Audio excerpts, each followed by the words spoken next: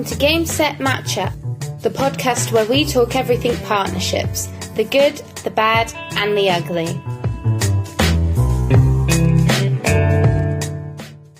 So hello everyone, I'm Carl Busby, your host of Game Set Matchup, the #1 partnerships podcast, and we are back with another episode. So today I caught up with Rachael Greaves, who is the CEO and the co-founder at a company called Castlepoint Systems. So Rachael was originally born in Australia, and having previously worked for the Department of Defence in a defence security and vetting services role, she saw a gap in the market and decided to start her own business with the help of her co-founder just over 8 years ago. The multi-award winning solution allows governance and risk teams to have a complete view across the whole environment and optimize investment in security, e-discovery and compliance processes. They have offices in Australia and the UK, and with their scalable and transparent AI, it enables organizations to minimize the impact of data breaches to protect the people and also national security. So Rachael has also previously been voted Australia's most outstanding woman in IT and also featured in the Woman in FinTech Power List in 2022. So we catch up on what it's been like and the challenges they faced moving from a corporate role to starting your own business, how they create and maintain partnerships within the current partners, and also new businesses that want to use their software. We talk about how they are currently working with new partners, what they look for in those partners before trying to work with them, and also what the future looks like for partnerships in the next sort of 3 to 5 years, and also how it will impact their business. As always, remember you can find out more about Finder and how we are helping businesses secure discovery calls with vet decision makers by hitting the links in the description. Enjoy this week's episode. Okay, hello everyone, and welcome to Game Set Matchups. This is a podcast where we discuss all things partnerships. Maybe you're new to the partnerships world, looking for a bit of advice, how to get started, or you might be an experienced pro, looking for an inspiration or direction. Whichever one, we thank you for tuning in. As always, I'm your host, Carl Busby, and very, very happy today. Please welcome our guest, Rachael Greaves, who's a CEO from Castlepoint Systems. Hello and welcome, Rachael. Thank you. Thanks very much for having me. Yeah, welcome. Thank you for coming on. If you don't mind, we just like to start off like we usually do. Let our listeners get to know a little bit more about yourself. So yeah, if you wouldn't mind, if you could just tell us, a little bit more about who you are, maybe a bit about your sort of background, and then kind of how you've got to be in your, current role as CEO of Castlepoint Systems. Yeah, for sure. So yes, I'm Rachael, and I was born in Australia. I started my company in Australia, and I'm actually in Australia right now. Amazing. For the next 5 or 6 weeks while UK's on summer break from school. I'm the co-founder of the company and the CEO. And we started the company actually originally in 2012 as a consulting company. Okay. And the genesis of that was that I had been consulting into mostly government agencies, but also some large corporates as a specialist compliance consultant. So I was auditing cybersecurity compliance, privacy, records governance compliance. And Gavin, the CTO of the company and the other co-founder, had started working with me in one of those clients on a particular project. And we found that we worked really well together. I have sort of the above the line regulatory expertise. So I'm certified in audit and cyber and privacy and records and all of those things. And Gav's the technical architect, and he could do the below the line auditing to say, well, look, why architecturally did this not work? Why was this not secure from a tech point of view? So we found that we were able to collaborate really well and provide that outcome to clients. And we turned it into a business and started working together that way. And what we found is that everybody failed all our audits all the time. We're very thorough auditors, but really the rules are very clear, and they were very clearly not meeting the rules. And it wasn't for want of trying. You could really see a lot of energy and quite often a lot of spend, including IT spend, had gone into trying to address these compliance issues in these organisations, but it hadn't been successful. And what became quite clear is that it wouldn't be and could never be successful. There was just no technology in the world that could really go anywhere towards addressing this problem because of just the huge scale of it. Yeah. Too much information, so many rules, so much change, so much velocity of the information in the environment, so much variety. Really no one could ever possibly hope to manage all of that information with the tech that was available. So became pretty clear that if we wanted to provide a recommendation as part of our audits, we'd have to invent something completely new that had never been done before. So we did. We developed our own software and we pivoted away from consulting and became a SaaS provider. And we've been doing that now for this will be the 6th year we've had the product in the market. So it's kind of the roundabout way that we got to where we are. No, that's absolutely amazing. I mean, obviously, podcast is around partnerships. Sounds like yourself. I think you mentioned it was Gavin. Sounds like it's a really good, obviously, partnership there in terms of starting off, with a new business. I mean, I've spoken to a few guests previously. It sounds like you really found something that was needed in the market, and you obviously created it. And it's obviously done really, really well. So it's just really, really, really great. Just around just onto the subject of obviously of the partnerships. So with you're obviously with the business and with Castlepoint, for you guys, looking at potential businesses or working with a potential business, what would you say, for you guys would work out as like a gold star partnership? So, ultimately, you as the supplier and the person obviously as the client, is getting the best, possible sort of deal. So what would you say works best for the business? Yeah, so there's a concept that we always think of when we think about partnerships, which is called whole product integration. So how are we bringing something complementary that combined is a product of its own that can't be competed with in the market? Because when you bring a standard product, you can always be competed with on price. I mean, we really can't at this stage because we still have quite a large moat, I guess, around the software, and we're very differentiated in the market, which has helped us actually get some really key partnerships, which we can talk about later. But just in general, a good approach is to make sure that whatever offerings we have are complementary, and not just complementary to be efficient or convenient for us as the vendor and the partner, but to provide a kind of value that can't be competed with for the customer. So the way we work in partnership is usually with services providers. As I said, we used to do consulting and we don't anymore. We pivoted away. Yep. But it's a natural requirement that once you have software like ours, which is showing you that we have this issue in the environment, we have this issue with the data, we have this problem that needs to be solved and this non-compliance, well, then you need to address those problems, don't you? Because suddenly we've taken away plausible deniability, I guess. Now you have a problem. You really do have to do something about it.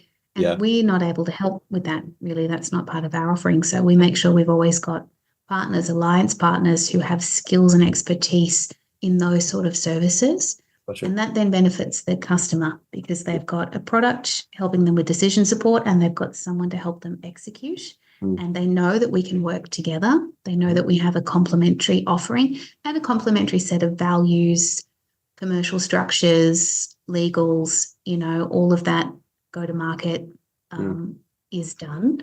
Yep. So they know that they can get something that's worth more than its parts combined, I guess. Yeah. For us, it's all about the complementariness and how that creates something unique by the two things joining together.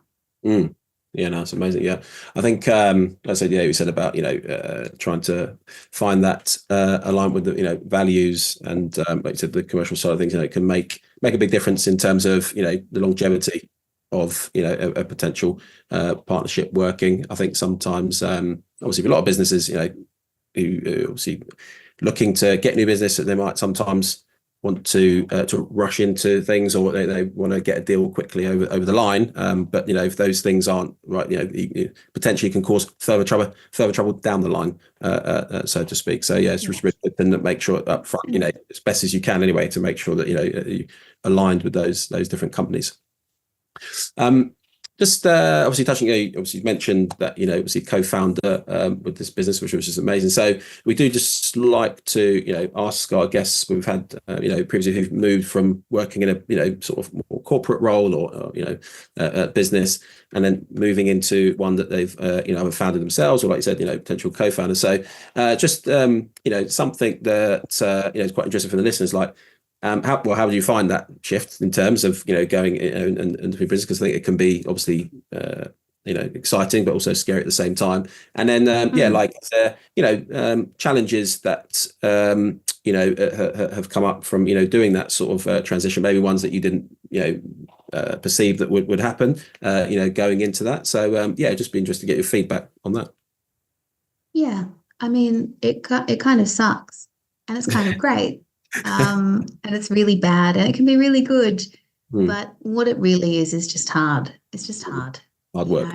And I think any job can be hard. In fact, every job I've ever had is hard. I think because I've made it hard, because once you kind of can do the baseline, well, how can this be harder? How can I do more? Like, how can I do better? Yeah. And I think that's the mindset that leads people to go down the crazy path of starting their own company or developing their own software, because you just always want it to be more difficult. You always want to level up. And it's just something a bit broken in my brain and in Gav's brain too, I think. Like, what next? Do you know what I mean? Yeah. I see it in my kid as well. Like, once he masters climbing to the top of the play equipment, you can see him looking around for the next biggest thing to climb. Like, just never quite satisfied with how hard it is. Make it harder. And you can make it as hard as you want to, really. What was beneficial, I think, is we're not that young. I know you can't tell, right? That's the AI filter on Zoom making me look pretty good, but I'm gonna say you look really young. But we're not straight out of uni. Like, we weren't kind of, grads with a startup idea and fire in the belly and stuff like that. We were industry experts, like really pretty well regarded industry experts. So that gave us a lot of credibility, number one. We had some sort of social proof, I guess, in the market to get started, because we already were quite well known and well endorsed. And I think to be successful, maybe you can be a bright-eyed young thing with a great idea and no experience, but I think it's more likely that you actually do have lots of experience and lots of, practice doing hard work, because it is just hard work. And having that background of knowing, well, I do know how to tackle this, I do know how to approach that, or if I don't, I know how to find out. That makes things a little bit simpler, I think. So I guess our experience is that we came from a kind of a job that was hard and high pressure.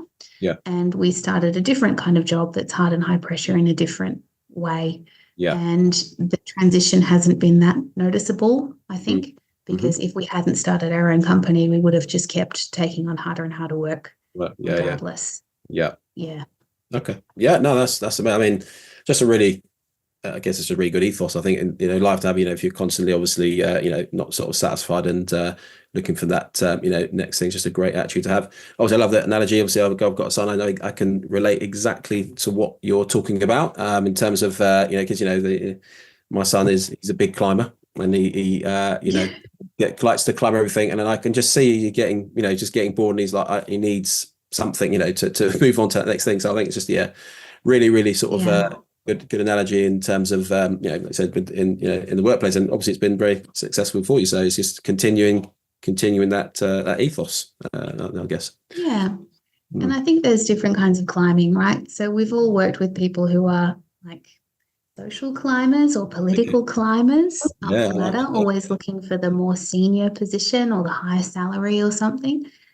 Which has never really been us. And if we were sensible, we would have just stayed in our very stable, well-paid consulting, all care, no responsibility jobs. And then there's people who climb the mountain because it's there. There's the people kind of who get addicted to the hard graft, I guess. And those things maybe can align, and it would be great if they did. I'm not sure I've ever met someone who was adept at the kind of political climbing and also had enough energy for the hard work climbing. Yeah. I suppose. Yeah. I'm sure they're out there, and I'm sure they're doing very, very well for themselves. But it is all about, like, what can you do next? Like, what next? What next? This is great, but how can it be challenging? What can we keep doing? Yeah. And that keeps you going. That gets you up in the morning too, because you've got something to fight for and bite into. Yeah. No, absolutely. I really, really like that. Okay, yeah. So just move to the next subject. So, I think obviously for all businesses, obviously this is one of the key sort of challenges. And at Finder, obviously we obviously helping businesses get that first sort of discovery call with another business and having that conversation to see where potentially synergies could lie. So just been obviously for yourself and business, obviously been running for a little while now. How do you go about creating say new partnerships, or essentially getting that new business? Is it a case of is it a lot of it? Is it referrals, or have you got some other mechanisms in terms of how you sort of get new business? Yeah, so referrals is quite key. So we work direct and we work with partners, and it's probably almost an even split, I guess. Okay. So the way we've set up our partnering model is an alliance model. So we haven't set up a reseller, white label, anything like that. No money changes hands. And when you work with the Big Four as partners, you kind of have to operate that way, so that there's no conflict. There's no sort of financial stake in each other's organization, I guess. And you really are truly providing an alliance in a triumvirate, I suppose, with the client. And there's none of those conflicts. That's not to say we won't ever look into a more traditional partnering model, but the alliance model has worked quite well for us so far. So quite often those partners find us because a tender will come out and they'd love to bid for the services part of it, and they know that there's no other software that can do the job apart from ours. And a few months ago, we actually had, I think, 3 or maybe 4 separate partners bid our software into one tender. Into one opportunity, because what the client was asking for, really, we're the only tech in the world that can do that. And because we have this alliance model and we don't have, money changing hands, we don't have exclusivity either. So we'll work with whoever's the most appropriate, or all, or any, because it's simpler that way and it gets the best outcome for the customer. So quite often they'll find us because they know that to win that work, and remember I've said, you need the software and you need services. Well, they want the services work and they want to stay kind of sticky, I guess, in the client, because our software is very, very sticky too. So there's always more work that will come if you can sort of get Castlepoint in the door, I suppose, and be the one to deploy it and the trusted advisor and the trusted partner. Then you've got an opportunity to stay on in that relationship and build trust with the customer. And that's worked pretty well for us. There's also been partners that we've approached because there's a particular opportunity where we know someone is already embedded, I guess, and we'll say, hey, did you know about us? Because we'd like to work with you. And we show them the system. They go, great. And we come in that way. And then sometimes a client comes to us and they want to engage us, but we're not on the particular panel, or they want us to work with the incumbent. So they'll connect us to their preferred partner for delivery. So there's all different kinds of mechanisms. But the first step really is working out that fit. As we said earlier, is this it's kind of a vibe check situation. It's not always the best thing to do to work with a particular partner or for them to work with us. They may have conflicts. They may not be kind of aligned with our values. There's a few partners that we haven't worked with for those reasons. So you have to kind of take each opportunity on its face and go through the same kind of diligence that you would for any kind of relationship. It can't just be for convenience. It can't just be so we can bid for this tender. There's got to be something, again, a bit more holistic about the value we can bring with each other's offering combined into one product. Yeah. Yep. No, I really like that.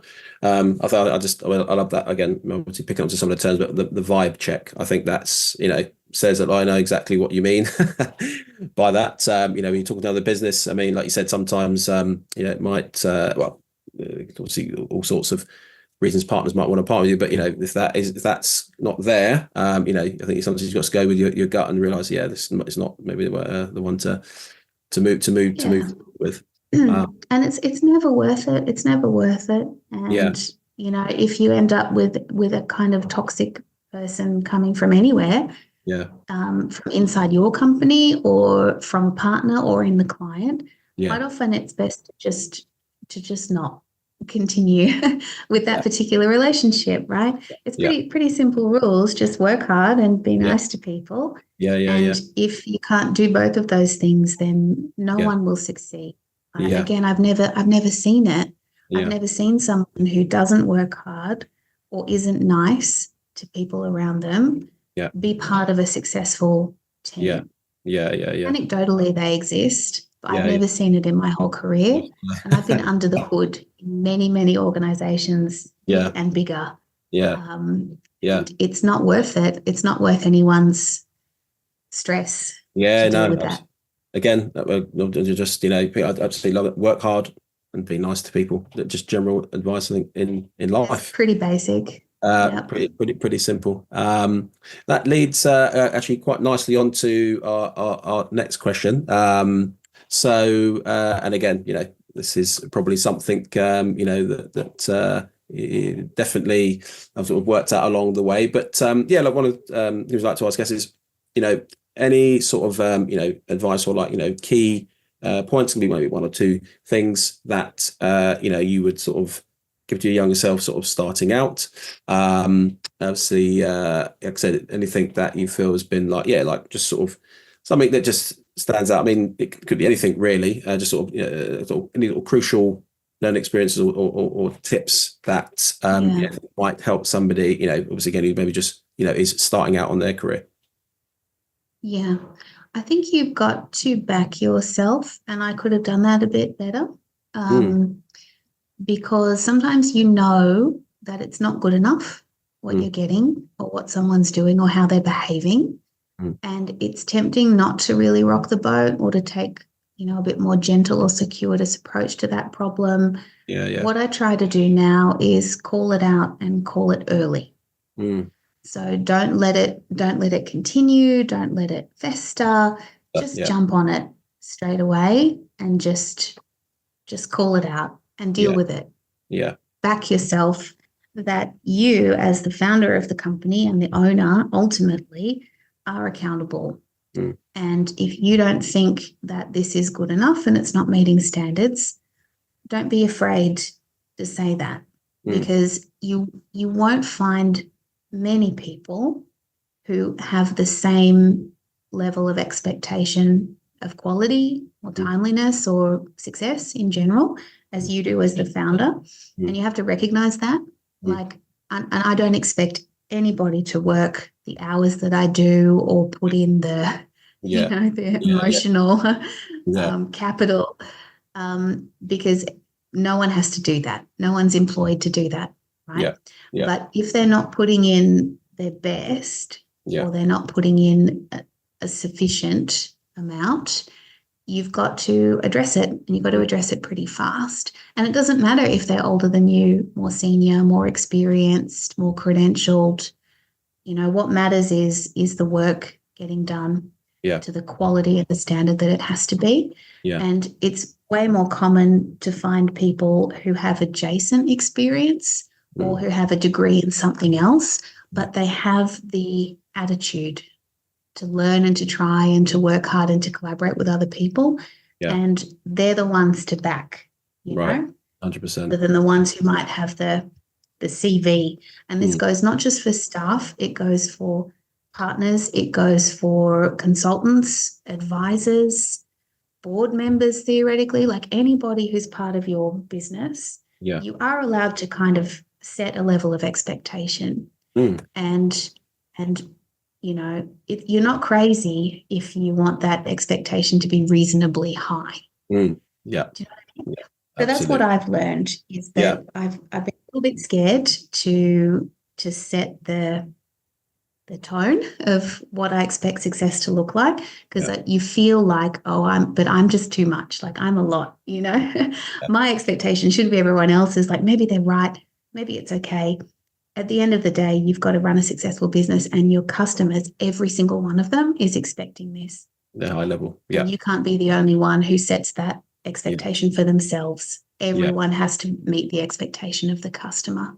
Yeah. And everybody will, if you expect it and if you ask it and if you support it properly. But you've got to ask, and you've got to expect, and you've got to. I think that was a great tip. And I think, obviously, again, these things are all, like anything in hindsight, it's always, easy to know these things. But again, I think especially people are starting out, they might be probably scared to do that type of thing because, like I said, they want to rock the boat, those kind of things. But I think it has to get to a point, like you said, where, you got to be able to, back yourself. And if it's not reaching that level of quality shit, you've got, just call it out. The people that care will appreciate, like you said. Then obviously the people that don't, then obviously they're not the right people to be working with in the first place. So and it's daunting, right? But I think it's a good sign that you would second guess whether you're right about everything. I certainly don't. I don't regret being careful about whether my expectations were reasonable. Because you shouldn't just jump in and assume that you're right about everything and everybody else is wrong.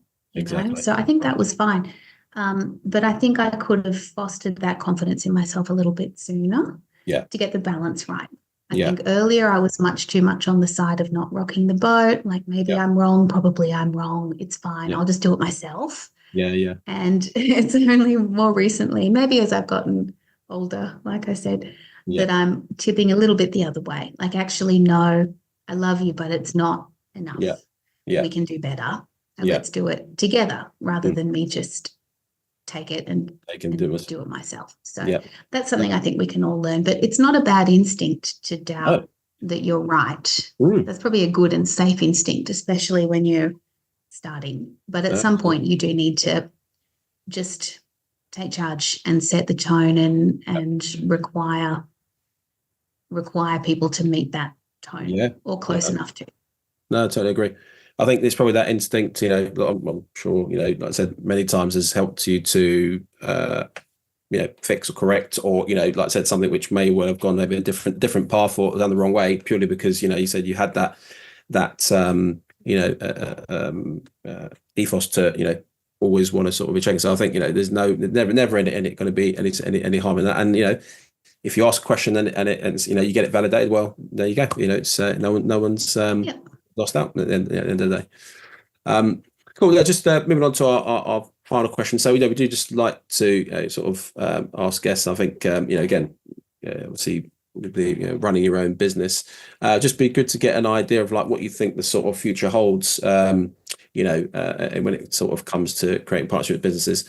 Obviously, we've got loads and obviously tons of different technologies out there, and obviously AI is a big one. I mean, I'm not sure. Obviously, I'm sure you may use some AI tech now with your business. But is there anything you could sort of foresee that may change in the next sort of 3 to 5 years? In terms of how we do sort of business together and stuff. It'd just be interesting to get your sort of idea on it.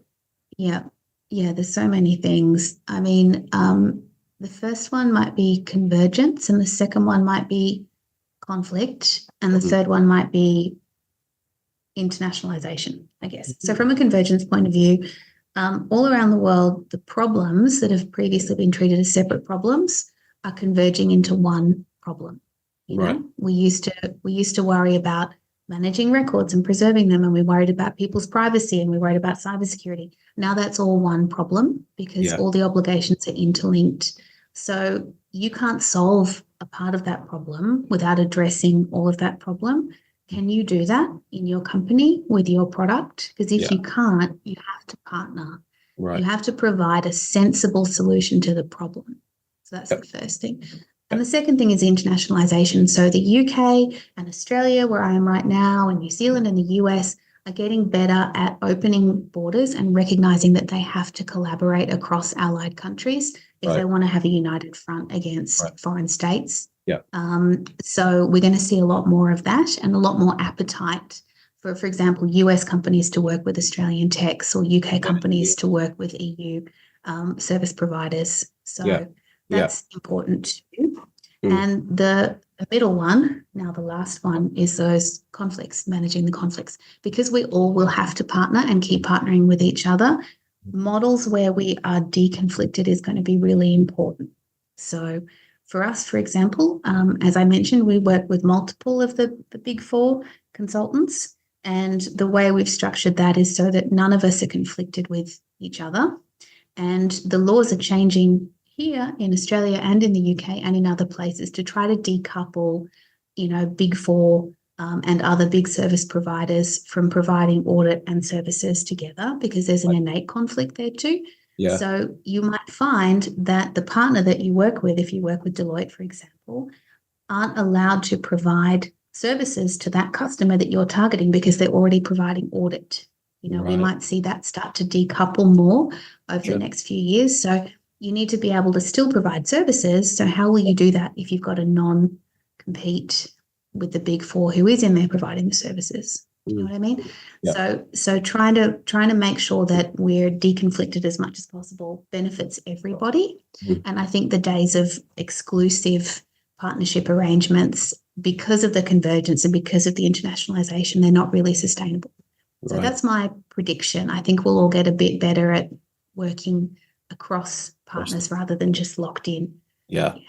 No, that's amazing. Well, I can only just hope that is going to be the case, because I just always of the opinion, like I said, being able to work with obviously other companies, as long as it's done the right way, it's always going to be more beneficial for everyone, all around ultimately. And like you said, I think there's still a few challenges there we've got to get over, but fingers crossed that we'll be leaning into that sort of future. Listen, we've reached the end now. Just want to say, thank you so much for coming on the Finder podcast. Really appreciate you just taking a bit of time out. I know it's a bit late there, and obviously we're a bit tired, but really appreciate you coming and talking to us about all things partnerships. Yeah, anytime. Thank you very much. Well, thanks very much. Thanks for joining this week's Game Set Matchup. Tune in to hear more about the need to knows and the do's and don'ts when it comes to creating successful business partnerships.